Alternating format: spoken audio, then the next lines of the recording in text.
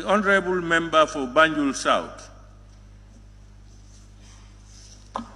Thank you very much, Honourable Speaker. Honourable Speaker, I would first of all like to thank the committee clerks of this August House for the great work that they have done by spending the whole night in this August Assembly preparing a report for us. I thank you, clerks of the National Assembly. Honorable Speaker, I think looking at the Honorable Minister's statement and looking at the budget, I think that our government does not love this country. They do not have the feeling to nurture our children in this country. Honorable Speaker, $6 billion in salaries alone, not in administrative cost. Honorable Speaker, and we say we are a poor country. Honorable Speaker, the median age in this country is 19 years old. We should consider the life and the livelihood of our children. We should be investing in education. We should be investing in health rather than paying ourselves, feeding ourselves out of the poor people of this country. I will start with this August Assembly, Honorable Speaker. Honorable Speaker, to see the salary of the Honorable Speaker increased from 658 million to 658,000 to 1,560,000, I feel ashamed to call myself an honorable member, Honorable Speaker. I gave myself for service. I did not give myself for the poor people to feed me and my family, Honorable Speaker. When I saw this, I felt embarrassed.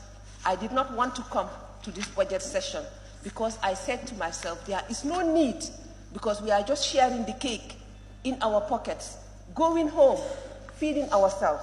Not only that, but to see the responsibility allowance, the residential allowance, the roving allowance, and all those for the representatives of the people. It is embarrassing for me to go back to my poor constituency and tell them that the meager resources of this country, I am paid that much at your expense.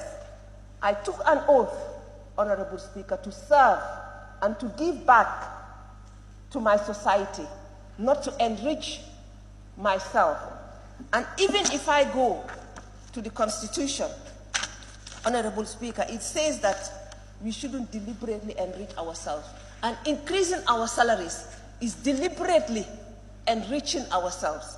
And that is an embarrassment. I think as a National Assembly, we should not accept any salary increment. It was in this August Assembly that we sat and discussed the salaries of the ministers and denied them, even though they went behind our backs and increased it. That is their problem. We offered ourselves for service, Honorable Speaker. We were not appointed. We were elected, and we offered ourselves, Honorable Speaker. And I think we should think of our people when we do the budget. I'm not allowing you to observe me. I don't have that time. When you are on your own feet, observe yourself, please. Thank you. Honorable Speaker, when we go to the office of the President, Honorable Speaker, I have seen new units, ICT units, being established at the office of the President. The office of the President has, I think, whatever they call it, the person that does her public speech or whatever, that lady. Why would he need an order ICT? Why would the Honorable, His Excellency want 6 advisors? How many ministers does he have in addition to the new ministries? If the President is telling us that the ministers are not good enough, I told this August Assembly here last year when we did the budget, if he is implying that his ministers are not good, let him sack them and apply and appoint advisors. The ministers, according to our constitution should be competent enough to advise him on any policy under their ministries. And if they are not good enough, and if that is what he's implying, that they are not good enough, let him sack them and appoint advisors in their place. But as a poor country, we cannot be paying ministers and be paying advisors and be paying deputy advisors. Come on, we are a poor country. Instead of thinking of ourselves, 6 billion in emoluments alone. Come on. Honorable Speaker, I think we should think of the Gambian people, not our pockets. We say that when you are a politician, your skin starts shining. And I'm starting to believe it. Once you are appointed a minister, before 2 months, you marry a second wife. You start buying homes abroad. Come on, at the expense of who? At the expense of the poor Gambian? No way. Mr. Speaker, I am ashamed to call myself a National Assembly member. To be honest, I did not want to contest again. The only reason I contested was to show them that I can come back to this August Assembly. And I did against all odds, Mr. Speaker. If they want, they can die seeing me at the Assembly, but I will come and I will speak my mind and I will go home and I will eat my lamb. That is who I am, Mr. Speaker. Mr. Speaker, I looked at the Ministry of Justice's budget. Mr. Speaker, we have TRRC. Mr. Speaker, we don't have the commission anymore, but we have the recommendations of the TRRC. Mr. Speaker, is the President not willing to act on the recommendations of the TRRC? Sometimes I wonder if he is, because to be honest, I'm not against anybody, but we've suffered for 22 years. And after 22 years, 2016, we thought we were embarking on change. And the Honorable President imposed certain people on us, and I think that was deliberate so that we will not implement the recommendations of the TRRC. Mr. Speaker, if you look at 2021, the TRRC, 46 million. 2022, 0.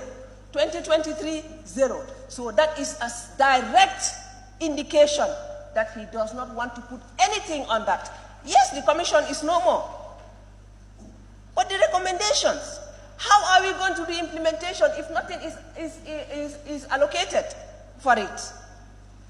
Mr. Minister, take note of that, please. We did not suffer for 22 years in vain. I personally lost my dad under a dictatorship of the previous regime. I'm not saying do whatever, but I'm saying let us work on the recommendations. Let us act on them. Put money on it so that we will at least have hope that there will be recommendation. Mr. Speaker, and I've also seen that payment of school bus services to GTSE in 2021, 909 million. 2022, 10 million. 2023, 0. So the little support that they were giving to our children to use the school buses, they have taken. What have they done with it? Is that what they are using to add to their salaries? I am asking. Let us give to our children. Our children need support. We have seen 70+ children die. What have they done? Is it reflected in the budget to make sure that that has stopped, that will not happen? Because I've heard here the reason was because we did not have labs to do the test. Mr. Speaker, has that been picked in the budget? We did not come here. We did not fight to win our elections, to come here and eat and take the little resources, take it home and put it in our pockets. No, that is not me. And I know it is not my colleagues as well. I trust you all, honorable colleagues, to make sure that there is no increment. Let us start from home. Let us start from home. Let us not increase the salaries of the leadership in this assembly. When I looked at the budget, I was like, wow. The speaker, the deputy speaker, the majority leader, the minority leader,